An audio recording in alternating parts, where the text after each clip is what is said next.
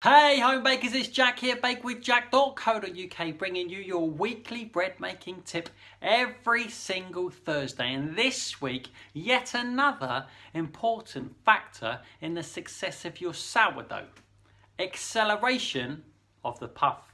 Let's do it.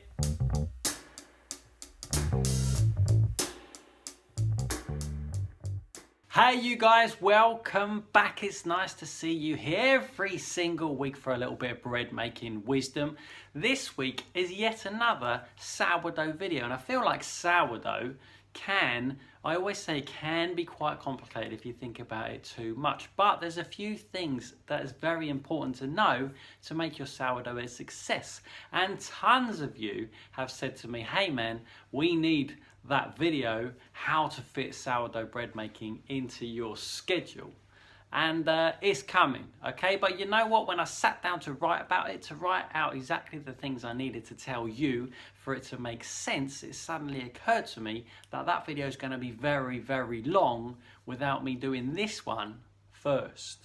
So to avoid that video being a 37-minute long information overload, let's talk about the acceleration of the puff inside of your dough. So consider this video a little bit of a prequel to the sourdough schedule video, which rather conveniently and completely accidentally gives you a nice reason to subscribe to my channel. Now, I did a video a while ago that was the two most important things that I believe must happen in your sourdough to make successful sourdough bread. One of those things was the multiplication of yeast, which happens in the fermentation stage. And the other thing was the building of structure along the way so it holds a nice shape.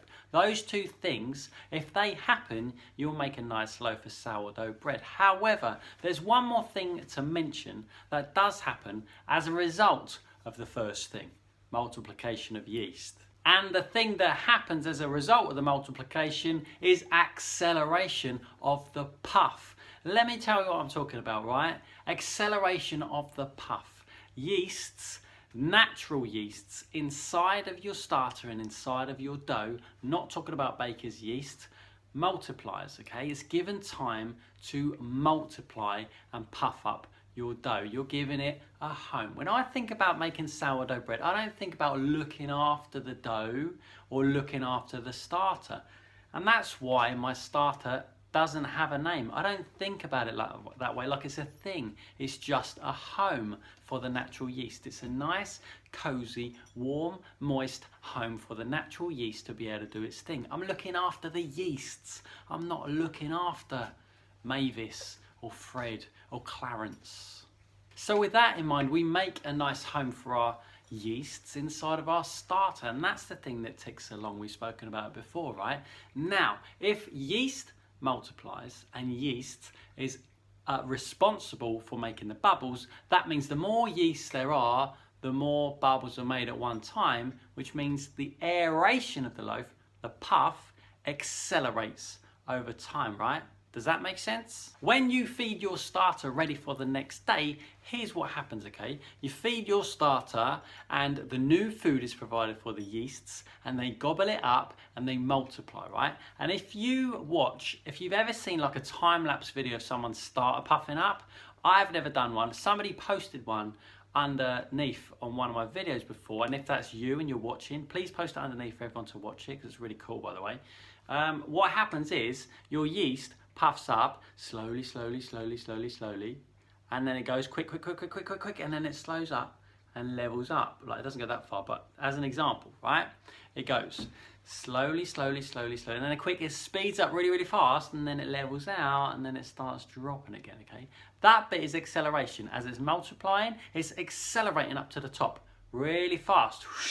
And so therefore it makes sense to use your starter as it's approaching its peak. When it's super excited at the peak of acceleration, when there's maximum yeasts present and still food for them to be excited. It doesn't have to be that way, but theoretically, that's the best point to use it. This same acceleration happens within your dough, okay? After your starter's done and it's ready and it's excited and you put it into your bread dough, it happens in the same way, except over a long, long period of time, right? It accelerates the puff accelerates. So then theoretically, in my recipe, for example, that's on my blog that you may have already seen, there's like a 4.5-hour fermentation stage between mixing the dough and then doing your pre-shape, with your shape coming afterwards, right? In all that time when the yeasts are multiplying, that puff of your dough is accelerating, and theoretically it puffs slowly, and then it puffs big, right?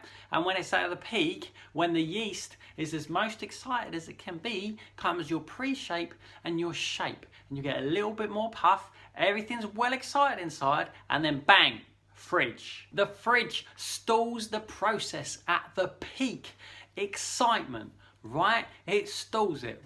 Like this, right? Everything's ticking over slowly inside still. Everything's developing flavour and texture and wonderfulness. And the following day when you bake your bread and it hits the oven, boom, the yeasts get hot and they jump and the loaf jumps up and busts open exactly how you want it, exactly where you want it. It jumps and it bursts, and the force of all that yeast inside getting so excited and warm is going to burst it all open wonderfully. The gas produced in the warmth by the maximum population of yeast that you've looked after and given a home for all that time, then it flourishes, and then it makes your loaf into the beautiful loaf that you see all over Instagram. I hope this makes sense to you, and if it does, put it in the comments, and if it doesn't, put it in the comments as well. I say things how I see things, how I feel things to be happening within my dough. I'm not looking at it through a microscope watching bacteria multiply, because I couldn't think of anything more boring. I feel the dough, I see the increase in volume, I see the excitement, I feel it inside of my bones and inside of my heart. And I think that's the wonderful thing about sourdough bread. It's a connection that we have, that we recognize automatically what's happening when things are at their peak, when things are excited, when things are ready to go in the oven. This all changes down to the temperature of your house, your country, whatever part of the world that you live in. It all changes, but all this becomes a natural feeling and it becomes instinctual, and it's all down to practice. As long as you don't mind a couple of dodgy ones, a couple of flatty ones, as long as you don't mind that, keep on going, keep on practicing, and you will nail it. Develop that feeling. Have a look at your dough, keep your eyes on it, develop a relationship with it. It might sound a little bit weird. Maybe the relationship thing was too far. In these sourdough videos, I try and help you understand the process, because I believe once you have that understanding, you can do whatever you like with it, and you can fit it in your schedule, which you will see in a coming video. I can't guarantee next week, okay, because like stuff is busy and that's gonna be like really long. But I hope you feel more familiar with the process to be able to have a little play. It can be, like I say, complicated, and I try and explain it in a simple way without overcomplicating things and going a little bit off piste, which sometimes happens. But hey, thank you very much for hanging out with me.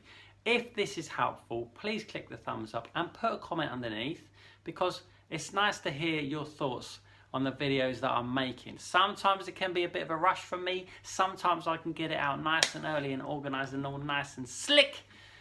Just the way that it comes. I hope every single one helps you out anyway, but let me know underneath. I look forward to seeing you next week. Probably won't be sourdough. The following week is probably the one you've all been waiting for. Thank you very much once again. Bye-bye.